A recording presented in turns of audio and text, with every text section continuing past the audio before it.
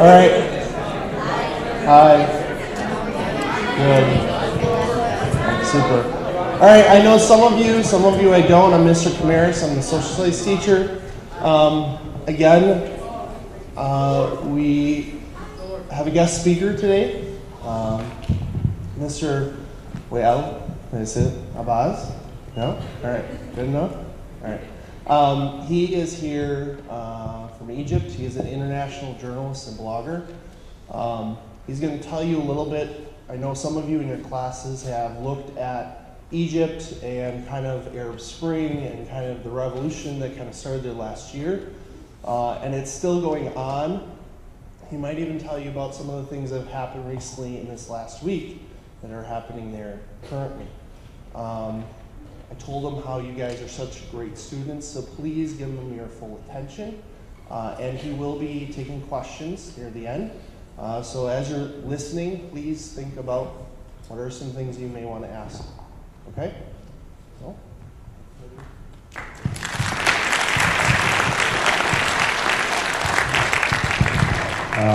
Good evening. It's a pleasure to be here. My name is Wael Abbas. I am a journalist and a blogger from Egypt. My blog is misrdigital.com. Misr is Arabic and Hebrew for Egypt. And I used to cover stories concerning human rights and freedoms and political change in Egypt. I started my blog around the year 2004, but I have been on the internet longer before that. Maybe I started logging onto the internet since 1994 or something. When they provided us with internet in Egypt, it was for commercial reasons, for economic reasons. They thought that this is going to help the economy, to help investors, help businesses in Egypt. But they never had in mind that the internet is going to be something more that is going to result in changes in the country. Why we needed the internet? Your country has freedom of expression. You can go and vote. You can organize as you wish. You can have rallies without the police cracking down on you. Maybe before, but not recently. You can establish political parties. You can establish NGOs, you can issue newspapers, you can start TV stations and radio stations. You have all these rights, but all these rights were denied to the Egyptians. Mubarak used to, and his regime used to control everything, the media, the civil society, and politics. Mubarak always tried to look as a democratic leader in front of the eyes of the world. He allowed political parties to be in the opposition, but in order to start a political party, you need a lot of permissions from a committee in the Shura Council, which is the second council we have in Egypt, which is headed by a member of the National Democratic Party. So basically, if you want to be in the opposition, you need permission from the rulers. And you needed to have lots of permissions also from the intelligence agency and the state security apparatus. So that was basically how you can oppose the system there, which resulted in what we call cartoon political party or cartoon opposition, not real opposition. Issuing newspapers that celebrate the birthday of the president and containing a lot of hypocrisy to the regime. When it comes to the civil society, you can only have an organization if you pass certain tests, if you get certain permissions also from the state security and from the political body that is running the country. You cannot tackle controversial topics about sexuality and religion and women's rights and children's rights because some of these subjects are taboo. So you basically have to work on issues that are allowed by the regime itself. When it comes to media, we had opposition and independent newspapers that needed to be issued also by permission from the Shura Council as well. And they have to go through a lot of censorship, intelligence, state security, and also religious authority. No articles talking about Islam or Christianity can be published unless they are approved by Al-Azhar or the Coptic Church, which is the highest Christian religious authority in Egypt.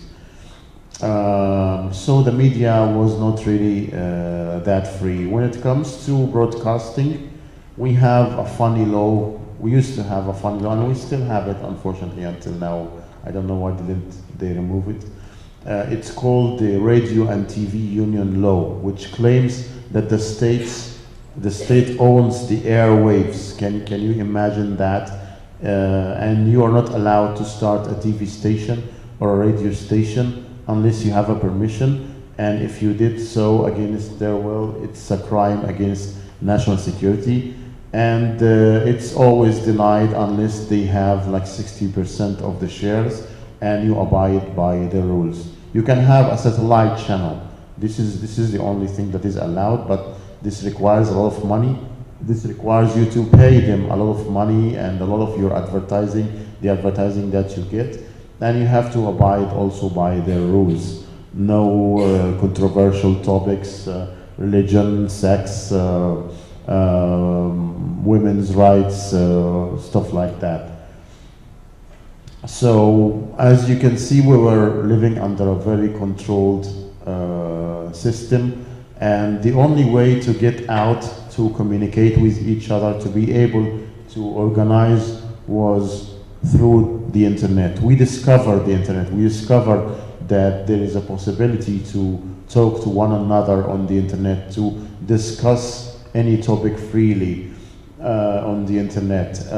We did not have the right to hold meetings under the emergency law. Any meeting of more than 5 people can get arrested and punished for communing illegally. But the internet allowed dozens and hundreds and thousands of people to meet and talk and discuss freely, and to organize protests that the authorities will not be able to control because they either did not know about beforehand or they just don't have manpower enough to suppress all these numbers. We've been able to have political organizations, to have organizations working on human rights, discussing issues that were not discussed before, like torture and murder inside police stations and prisons, talking about women's rights, to fight sexual harassment, all the things that we try to discuss through the traditional media and through the official channels, but were denied because they said that things like that shouldn't be discussed, or it's dangerous to, and it's going to stir the public opinion or to stir fear among the public. So we're able to also have our own media outlets to spread news, to post photos and videos of events, of accidents, of stories that didn't get coverage in the traditional media. So the internet was really helpful in this respect. The owners of the social media platforms were not happy at what we were doing with their platforms, because they designed them to be nice platforms where people can meet and date and discuss and post photos of cute babies and videos of cute cats and stuff like that. And they were not happy with footage of rallies and police violence and torture and police brutality. And we had to struggle with them a little bit, and we had lots of accounts removed. My account on YouTube was removed, for example, because I posted videos of torture inside Egyptian prisons. My Facebook account was taken down because of a campaign to free a colleague of ours. And they've always told us it's not the right place for politics, but I think this has changed now. My email was taken down. It wasn't an easy fight, and our governments were trying to contact these platforms in order to silence us, but finally we were successful, and we were able to form large groups containing millions of users who believed in the idea of the revolution and were willing to take action and take to the streets and make this country a better country and make a change, which resulted in the revolution on the 25th of January 2011. And the revolution, unfortunately, is still ongoing because we have inherited a lot of problem from Mubarak's regime, and we have to face them. And because we were kept in the dark for like 60 years, people are still ignorant about their rights and about freedom of expression and about religious freedom and about accepting the other. So unfortunately, when you are kept in the dark for that long, you lean towards the superstitious and you believe in the religious people. And the first choice of the people was unfortunately the religious groups to run the country. But they were not really satisfactory in their performance in the parliament. So we still have a struggle going on with the constitution, with the elections, with the whole notion of freedom of expression and freedom of speech. That was an introduction of the situation in Egypt before and after the revolution, and the role that the social media had to play in this respect. And I guess you have questions about the subject, so you're more than welcome to ask the questions.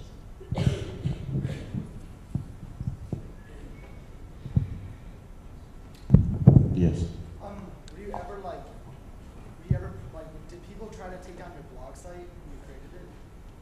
Yeah, there were several attempts to hack into my blog and take it down, but it was unsuccessful, fortunately.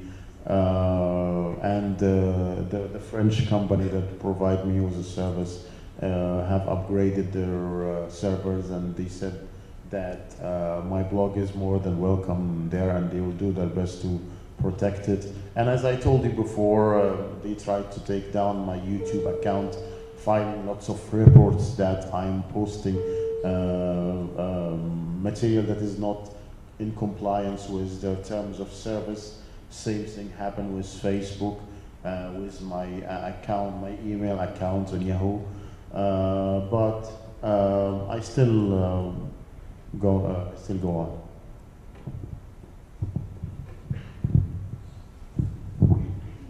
Yeah. Did you ever participate in any of the protests? Yeah, I'm almost on all of them, taking photos and video footage and posting them online for the people who were not able to go, and for the people who want to see what the media does not cover. So I was almost there in every single protest, maybe since 2004, except when I'm traveling abroad, of course. Does the government still try to shut off the internet? They are trying to do that now. Now we have a new government, a new regime, but it's not really that different from the old one, unfortunately. So they are trying to do that legally by introducing new legislations that filter the internet. They were trying to pass a new law that, for example, blocks pornography, claiming that they are protecting the society, and this is the thing that we all fear of people who claim always that they are protecting the society and protecting the morality. This will be the beginning of blocking more sites that they don't approve of for different reasons. The start is pornography, and afterwards it will be other things, politics, art, music, cinema. So who knows? So that's why we need to be alert against any attempt like that.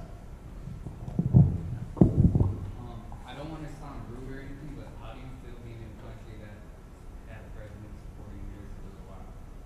Have what? Like, in the videos we've seen where, like, our president Obama went to Milwaukee, was recently in charge of Egypt, and, like, possibly supplied stuff for military forces. Like, how do you feel about that? Well, I always differentiate between the people of the country and the country itself and its rulers. And the rulers of the country, they are trying all the time to preserve the interests of their own country. So whether it's Obama or whether it's Bush, they are always trying to preserve American political and military and economical interests in other regions. And for some reason, they believed that Mubarak was the good choice, and Mubarak was the one who can stabilize the region and preserve their interests. And they might think so of Morsi, despite the fact that Morsi might not be liked by the majority of the people at the moment. So I just come here to talk to the people. I come to talk to the media because your media is relatively more free than the one that we have here. And I hope that by talking to them, I make things clear. And if the people are aware of what's going on exactly in my country, they will be able to influence the decision makers, because at the end of the day, you are the ones who vote, you are the ones who choose those people at the Senate and the House and at the White House. You said that the government you have now isn't that different from the government you had before Egypt. What kind of government do you have in mind for your country? Like, what do you want to happen? I want a government that respects people's rights, respects freedom, respects freedom of expression, freedom of speech, freedom of art, that really looks after the poor before it looks after the wealthy and the investors and the people of the industry. I want a government that really represents us, that is working as we tell her, not trying to herd us like if we were cattle or sheep or stuff like that. I want a government that can be removed once we say that they are not doing their job. I want a government that accepts that we have the right to protest in the street without unleashing their security dogs on us and shooting us and throwing tear gas at us and trying to prevent us from being on the street, even if we were the ones who chose them in the elections. We still have the right to protest against them if we think that they are doing something wrong, or that they are continuing the same tradition that Mubarak used to have. Zero science that we saw yesterday. We talked about how we thought the revolution would take much longer to make it happen. Do you think social media or the internet had a lot more to do with making it happen? Yeah, so of course the social media played a great role in organizing things and making things happening faster, catalyzing the whole process.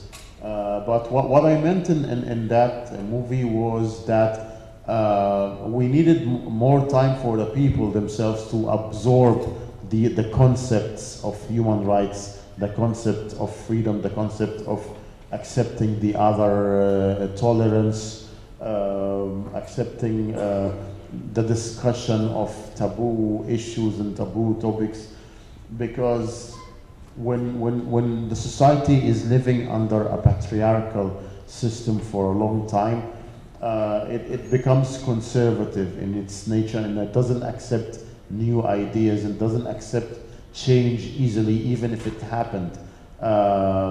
In order for change to take effect and reach the whole country and affect people's lives positively, it needs to be understood by the people themselves. It cannot be forced from the above. We've seen the failure of countries that had the best systems as they claimed, and they tried to force this against the will of the people. So this is a problem we are facing now, which is changing the mindset of the people themselves in order to accept the change that is going, and also believe that it's going to make their lives better, and it's not something that is imposed on them by force. You said about the police, they were able to bring people. Have you ever been arrested and then they stuff like that to you, or anybody close that you know? Yeah, I was arrested several times, and they fabricated lawsuits against me. Thank God I wasn't tortured. Maybe I'm a bit famous, so they can't do this kind of stuff to me. But it happened to different other colleagues, journalists and bloggers too. We had a blogger who spent 4 years in jail for insulting the president and claims of insulting the religion of Islam. But they have lots of other methods to torture you or to punish you because of what you're doing, like targeting your reputation, for example, especially in a conservative society, like when they spread a rumor that you are a homosexual, for example, and society doesn't accept that. They want to destroy your credibility. They want you to lose the respect of the people that follow you and read what you're writing. They spread rumors that you converted to Christianity, maybe, because this is also not really acceptable in my country. Spreading rumors that you have a criminal past, that's why you hate the police, and that's why you post videos of torture. They make your life hell. You cannot get a job. They interfere in your business, especially that I am a journalist. They put you on the watch list like you were a drug dealer in the airports, and you get strip searched like a drug dealer in the airport every time you need to travel. You cannot travel with a laptop. The laptop is your weapon, and they know it, and that's why they don't allow you to have one when you're traveling. So there are lots of other methods to punish you other than putting you in prison or torturing you, because sometimes putting you in prison makes a hero of you, makes the people believe that you are a martyr or you are a saint, and sometimes they don't want that to happen.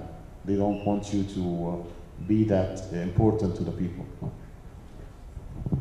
Yeah. I have two questions. My first one is, if you think your current government becomes a dictatorship again, do you think the American government will be quicker to step in? And can I You shake think your the hand? Americans what? Do you think that if your current government would become a dictatorship again, that the Americans would be quicker to step in? And can I shake your hand? Yeah, sure.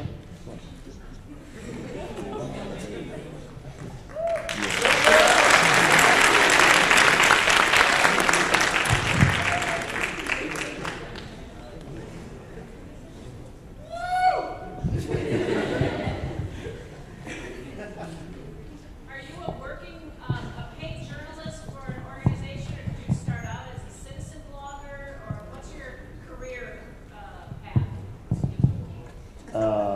Okay, let me answer his question first. Oh, so sorry. Okay.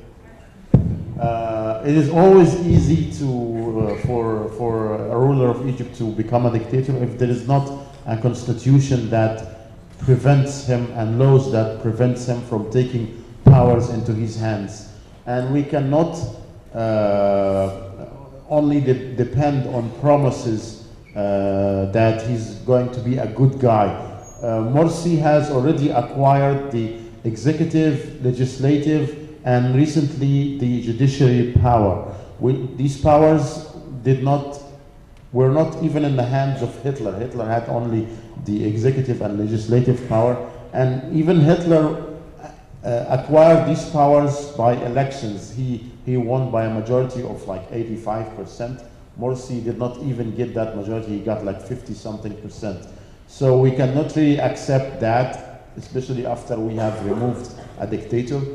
And I don't think that the Americans have a role to play in this respect, because unfortunately the rules that they have played in the past were horrible, supporting the dictator because they wanted stability and because they wanted peace with Israel and stuff like that. They wanted somebody they can trust who can preserve their interests in the region.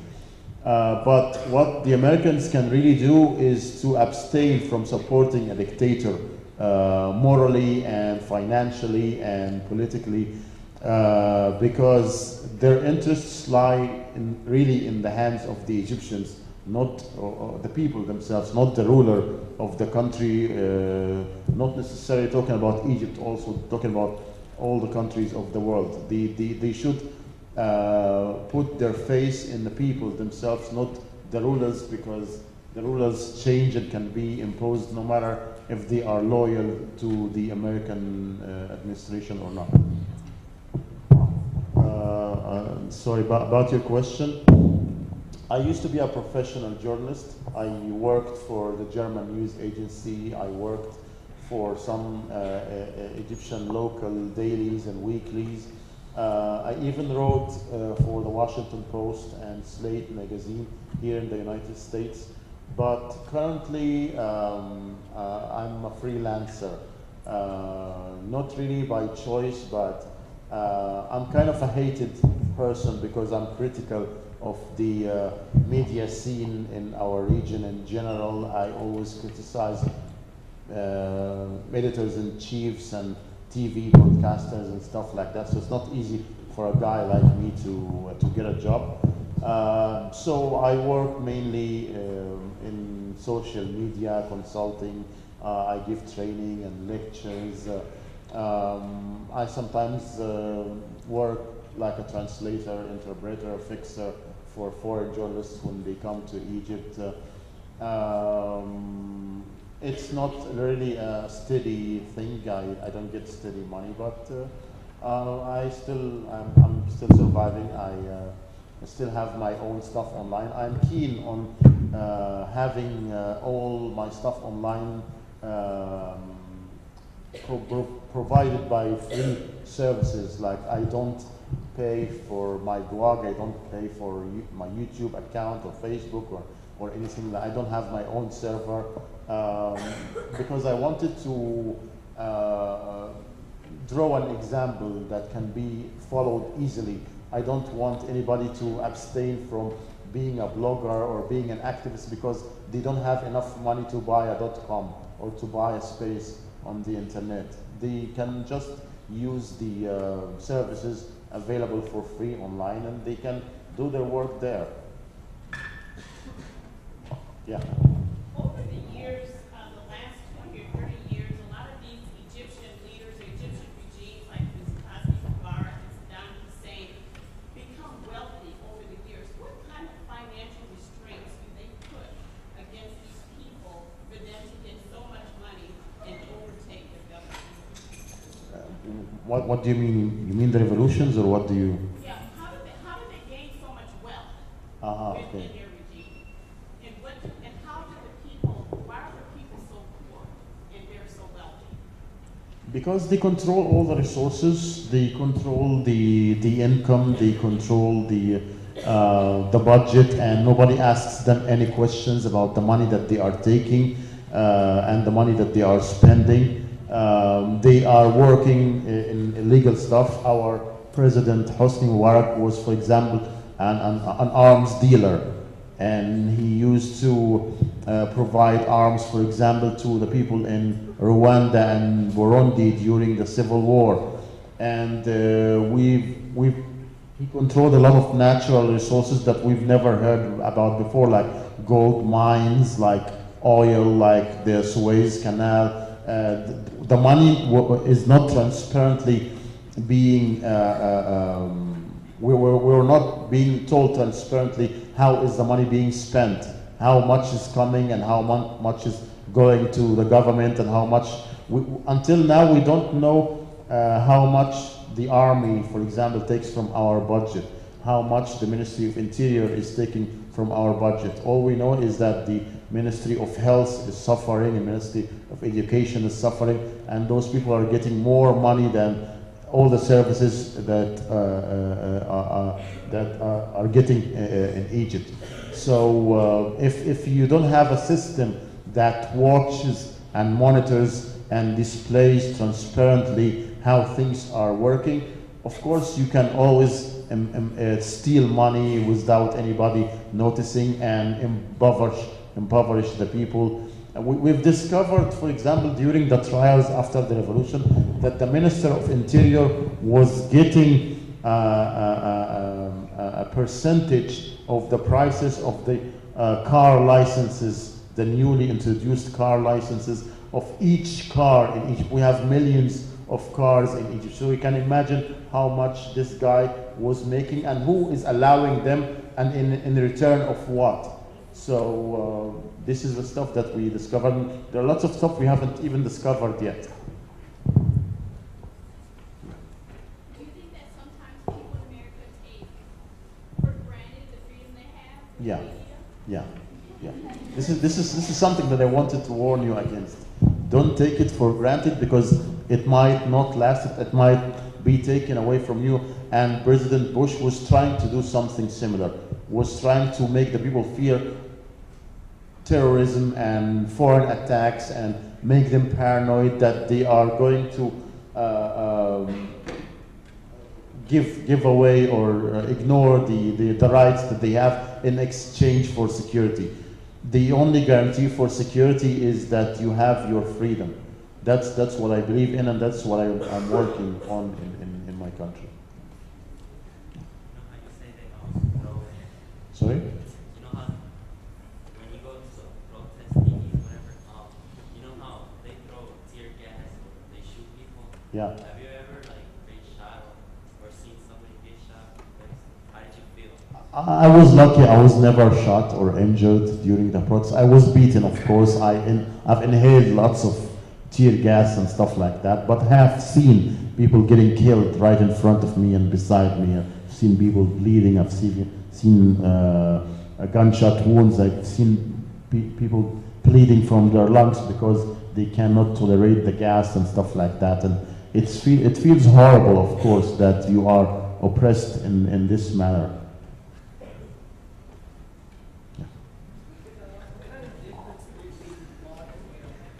Sorry, what kind of what?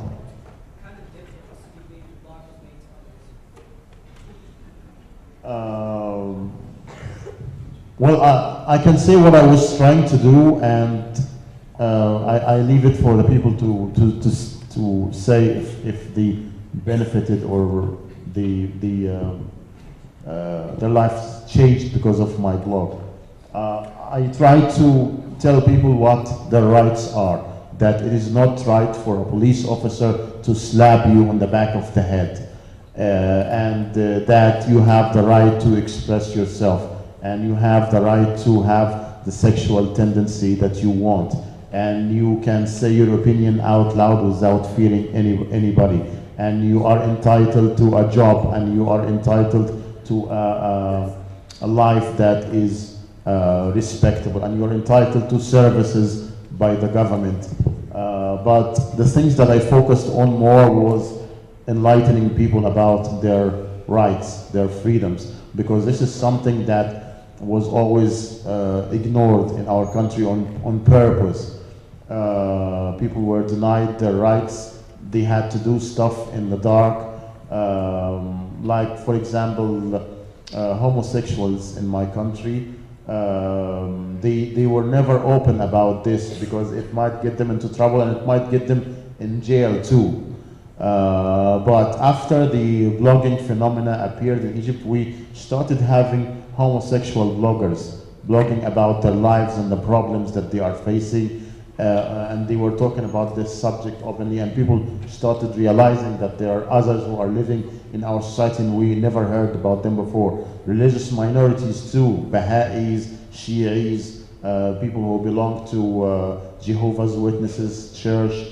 So I think that the whole blogging phenomena was a revolution before the revolution itself started. It gave a voice to the voiceless and allowed them to reach out and express themselves and share their experiences with others and be heard and have sympathy from others and more understanding of the situations that they are facing.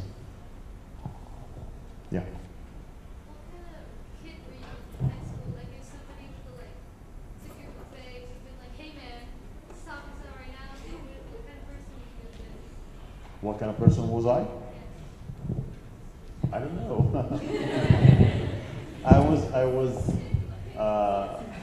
I wasn't the best student. I wasn't the ideal student. I used to skip school to go to watch movies, maybe. I never did cigarettes or drugs or alcohol when I was in high school. I played sports. I was into martial arts. I liked history, although I studied science. I wanted to be an engineer. I was into mechanics, but I ended up studying English language and literature in university because of the corrupt educational system in Egypt. Because we had no choice, because it was a central system that controls which university and what do you study after you finish school.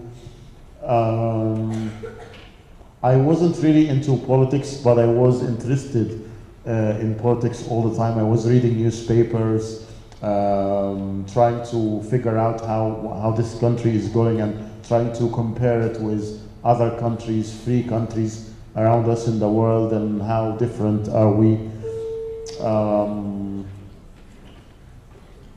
That's what I remember about being a teenager and being in high school at the moment. Yeah. If you had the chance, would you run for presidency of your government? I've had the chance to run for parliament, but until we have a system that is good enough that really can allow you to win and represent the people, I don't think that I want to run for office in Egypt. All right, one more question because it's lunch in 1 minute, so that's why they're getting. Okay. Sorry. You said you go abroad, and I was wondering if you're here to make like awareness of what's happening in Egypt. Why are you going to schools and not places like the news or big bloggers here? Why are you coming to schools and all like ours? As I told you, I wrote once for the Washington Post. I wrote for Slate magazine. I give lectures in universities. I'm giving a lecture today in Milwaukee University at 7. I'm always in touch with the media. I'm on CNN. I have been on. I've been on Fox News. So is that what you were asking about, or? I am in America on an invitation because they wanted to hear what I have to say about what's going on, because it's of interest to some people here, whether some people believe it or not, but it's of interest because whatever happens in my country might change might make influence in other countries.